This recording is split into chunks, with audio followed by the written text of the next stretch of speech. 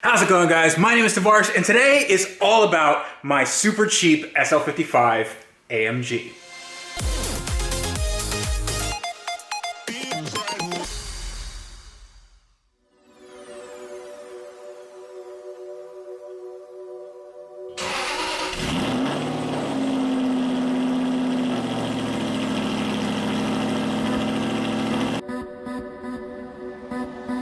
Welcome to what is a very, very lovely day in Florida. Actually, it's not lovely at all. I lied. It's quite gloomy, but I want to drive my SL.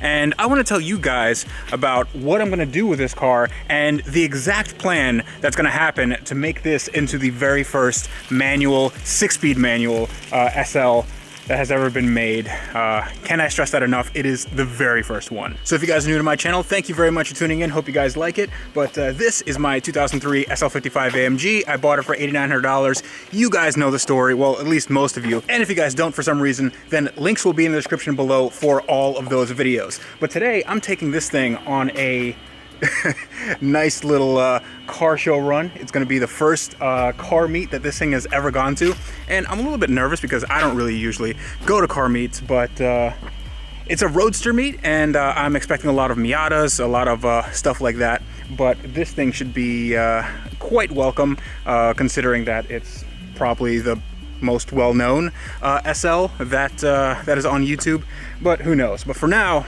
this thing is really dirty, and when I say dirty, I absolutely mean it, because look at this. This thing is absolutely filthy, and this dent is something I'm not going to take care of right now, but this car is not perfect. As you guys see, there's a quite sizable gap where the exhaust hangs down here. I'll fix that later. That's good enough. It's not going anywhere. But I just want to get this thing a little bit cleaner, a little bit more presentable for the car meet. So let's do it.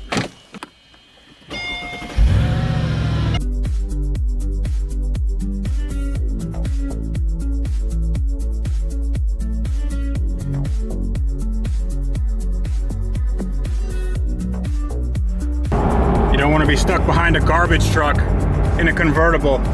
So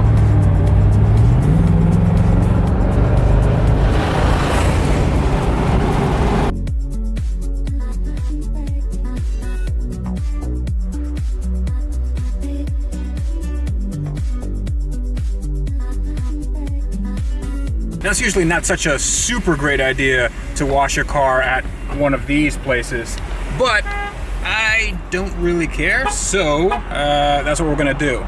But obviously we can't wash the car with the top down, so here is my favorite part of this car.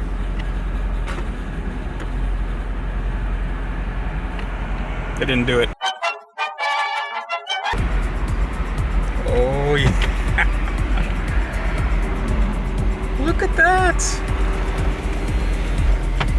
Almost there.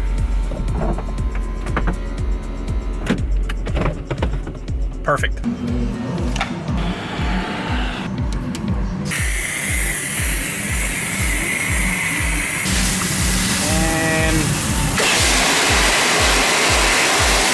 now this is what I like to call Brazzers mode. Oh yeah.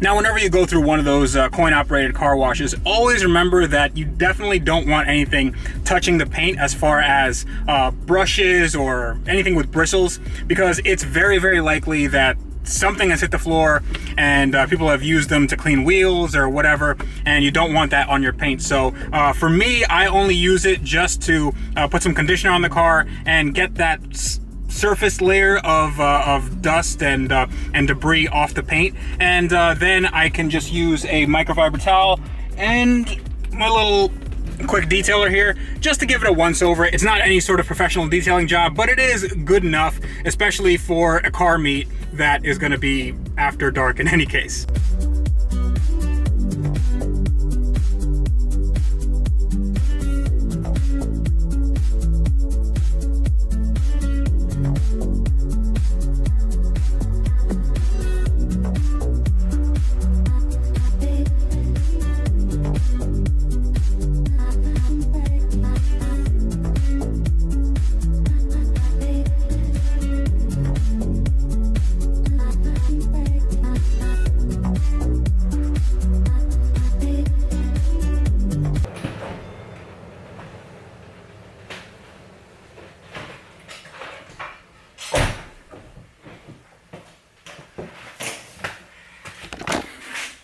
Let's talk about the manual swap. Now I know some of you already know some of the parts that I'm going to use on this car for the manual transmission swap, but I don't think you guys know what parts I already have. Now, step into my office. This is, well, it's an assortment of pedals, and these two are going to be my clutch and brake pedals for the swap. This is from a 2003 C230. I believe the SLK230 also had a similar pedal set, and these have hinges at the top, just like any regular pedal. But the thing is, these are plastic. Actually, this one's metal, but the clutch pedal is plastic, so I don't think I'm going to be doing too many clutch kicks. It's weird that Mercedes would make this plastic, but whatever.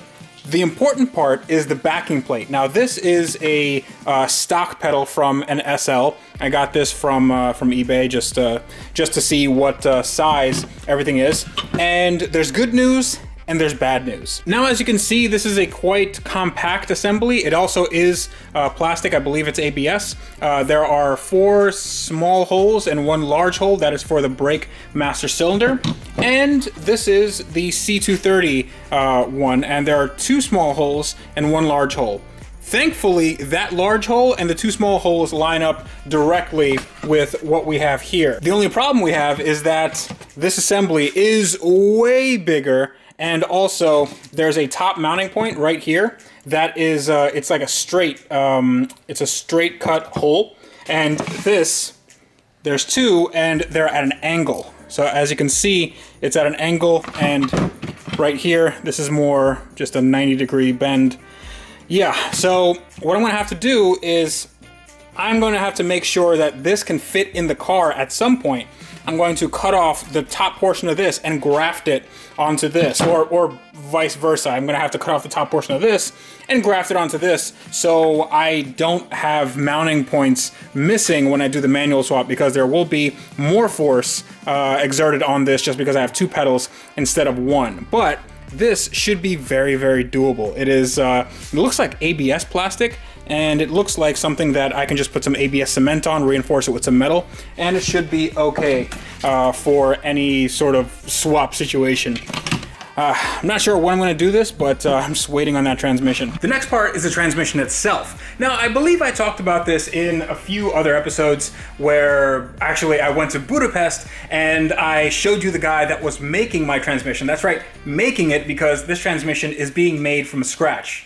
Not exactly from scratch, let's be honest. It's a BMW 530D transmission, and the D stands for diesel, which means that it has diesel gear ratios, which are very, very tall. They're suited for more high torque applications, and that is a very high torque application. So what we're gonna do is, well, what the transmission builder, Amon Oliver, needs to do is cut off the bell housing. He has to mate a bell housing from this car, from an M113 engine, and then make a custom flywheel, put a twin or triple disc clutch on there, and then hopefully it should all work and it should all bolt on like it comes from the factory. But after that, after the transmission goes in, well, after I get it first, I have to deal with the shifter. And the shifter on that transmission is really good, because on BMW transmissions in that era, they had something called a remote shifter. And it was a just a set of rods that you can lengthen. Obviously you have to cut and weld, but it's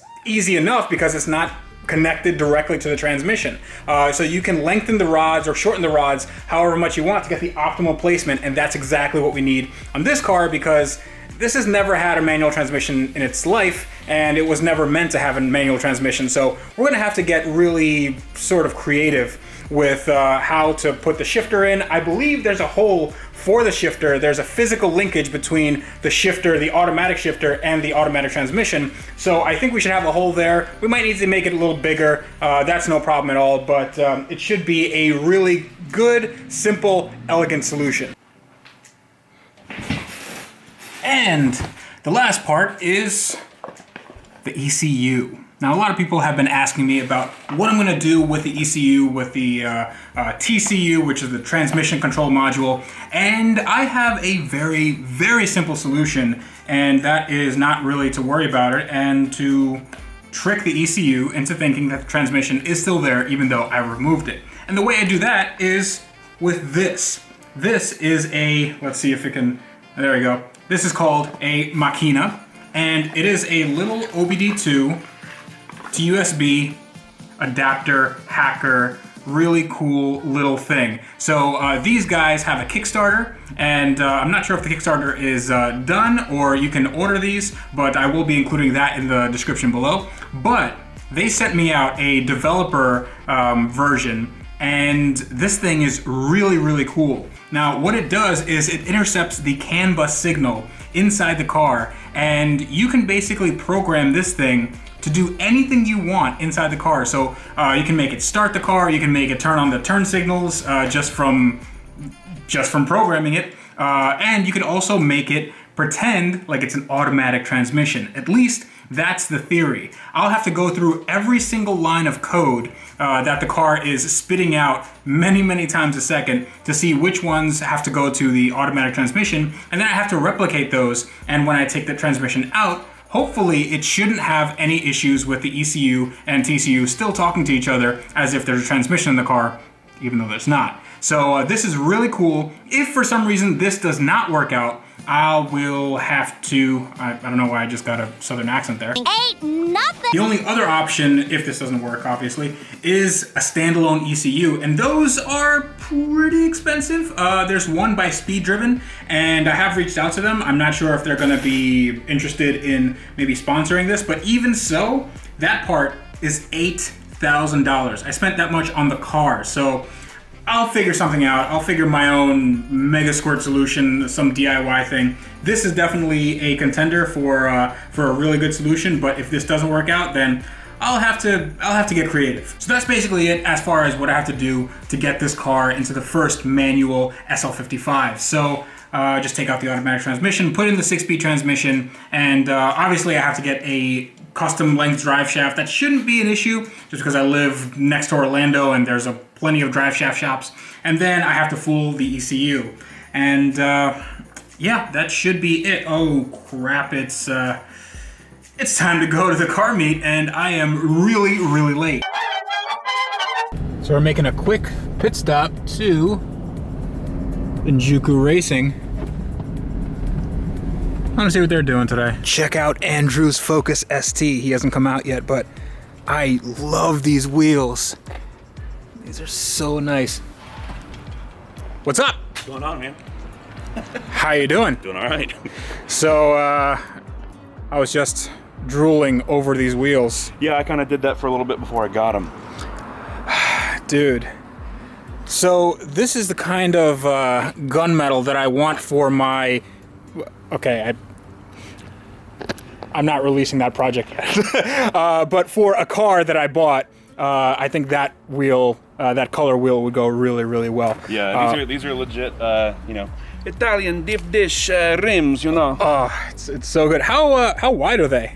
They're only 18 by 8s. They're not really that wide. That's actually the stock dimensions for the stock wheels. Are they? Yeah. Wow. Have you done anything else? Are these mud flaps stock? No, they are not. Those are a company called Rally Armor. They're made of urethane, so they're flexible, but really, you know, what's the word I'm looking for? Resilient, I guess. So, these look like they're custom cut for this car. They are, but they look like they're just regular urethane. Do they cost like they're regular urethane, or they cost like they're custom cut for the car? Well, being that I work here, I'm able to get a discount because we're a distributor for them. But I think the standard price is like $140, $150 for all set. $140 for this? Oh my god! They come with the mounting hardware, the brackets. Like it's literally just a plug and play. Ah, well, if it comes with the hardware, then yeah, I mean, hardware is really hard to come by. But no, they look really good, dude. Thanks, man. Really good. I'm really stoked with how it's turned out thus far, and I've got a few more plans for it. I got that piece of junk over there. Did you get it washed? I washed it. I mean, I gave it a wash of sorts. Okay. So, I mean, the jury's out on whether or not it's clean, but whatever. I mean, it's not this. This is so nice, dude. Like, no, don't, like, it's a 20, my car's a 20 footer. Yeah, but I mean, still, it's an AMG. It doesn't really matter. Like, you have the badge, you have the... There's a lot of things that sort of matter on that car. Like, the stuff just doesn't, like, the bumper's all screwed up. But as a prior or still current subscriber, I know what's done to that car. I know where it started and where it is now. Like, that, to me, like, that is an epic car. Yeah. I didn't really actually do that much.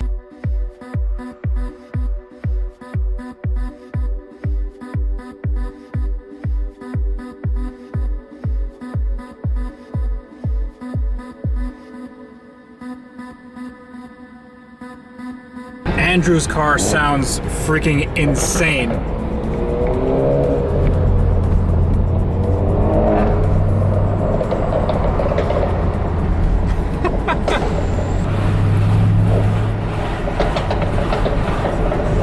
All right, finally, we made it to the car meet, and I'm the only car here.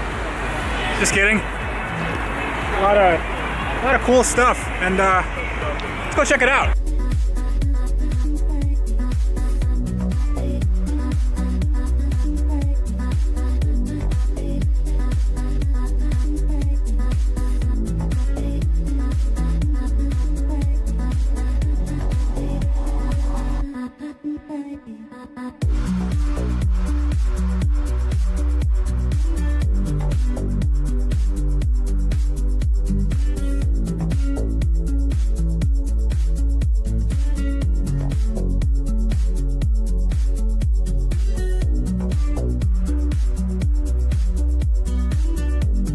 Well, that is a fitting end to a great day. I'm gonna continue checking out these really cool cars. Probably gonna get something to eat, and yeah, we're gonna do more stuff with the SL in coming episodes. We're gonna do more stuff with all my cars in coming episodes, but for now, I'm just gonna enjoy the night, and I'm gonna wish you guys a good night. So I'll see you guys next time.